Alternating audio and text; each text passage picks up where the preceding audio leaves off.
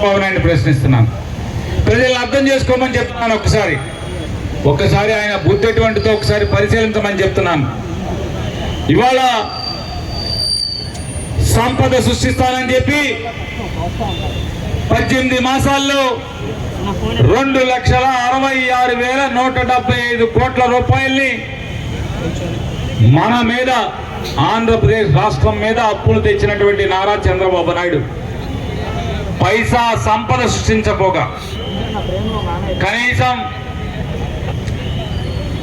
జగన్మోహన్ రెడ్డి గారు నిర్మాణం మొదలుపెట్టినటువంటి 10 మెడికల్ కాలేజీల్లో సంవత్సరానికి 3-4 మెడికల్ కాలేజీలు కనుక ప్రారంభిస్తే ఖచ్చితంగా ప్రభుత్వం చేతిలో 17 మెడికల్ కాలేజీలు ఉంటాం.